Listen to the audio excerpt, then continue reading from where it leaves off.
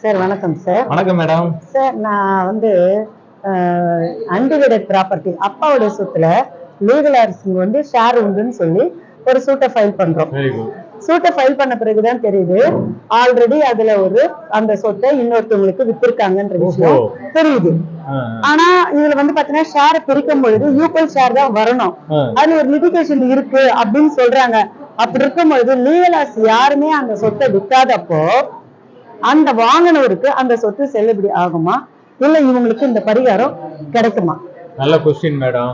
நிறைய பேர் பாகப்பிரிவினை வழக்கு போடுறாங்க, அப்புறமா அது ஒரு 30 வருஷத்துக்கு ஈசி போட்டு பார்க்கும்போது தான் தெரியுது அதுல ஏற்கனவே அந்த சொத்தை அதுக்கு முன்னாடி இருந்த மூதாதையர்கள் வித்திருக்காங்க, இல்ல ஒரு குடும்பத்துல இருக்கிற ஒரு ஹெல்டர்ஸ் வித்திருக்காங்க அப்படின்னு தெரிய வருது. இங்கேயோ வழக்கு போட்டு அதுவும் நடந்துட்டு இருக்கு. இன்னும் கேட்ட காம்ப்ரமைஸே வருது. பார்த்தா இந்த வித்த சொத்த விஷயம் வந்து வில்லங்கத்துல இருக்கு. இப்ப இதுக்கு என்ன தீர்வுனா, பெருசா நம்ம பதட்டப்படுத்தாது. பாகப்பிரிவினைக்கு உண்டான சொத்தை வில்லங்கத்தை ஏற்படுத்தி இருக்குது, பாகப்பிரிவினை கட்டுப்படுத்தாது. அதனால நீங்க என்ன பண்ணுங்க, அந்த வழக்குல இடைக்கால மனு ஒண்ணு தாக்கல் பண்ணணும். என்னன்னா சிபிசில சொல்ற மாதிரி ஆர்டர் 6 ரூல் 17ல ஒரு அமெண்ட்மெண்ட் பெட்டிஷன் போடணும்.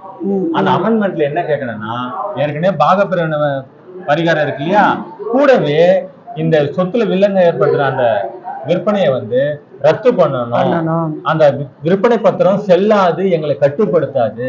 அந்த விற்பனை பத்திரம் இல்லா நிலை, குறிப்பா அந்த விற்பனை பத்திரம் பாகப்பிரிவினை கட்டுப்படுத்தாது அப்படின்னு சொல்லிட்டு நீங்க கூடவே ஒரு டிக்ளரேஷன் பிரேயரு ஒரு 5000 வேல்யூ பண்ணி 150 ரூபாய் 150 rupees நீங்க கட்டினீங்கன்னா, அதாவது 25D தமிழ்நாடு கோர்ட் 25Dல ஒரு 150 ரூபாய் கட்டி யார் வாங்கினாங்களோ அவங்கள பார்ட்டியா சேர்த்து நீங்க மனு போட்டீங்கன்னா, உடனடியா அந்த மனுவை விசாரிச்சு அனுமதிச்சு பிறகு அந்த பரிகாரத்தையும் சேர்த்து வாங்கும்போது பாகப்பிரிவினை பரிகாரம் கிடைக்கிறதுல எந்த தடங்களும் இல்லை.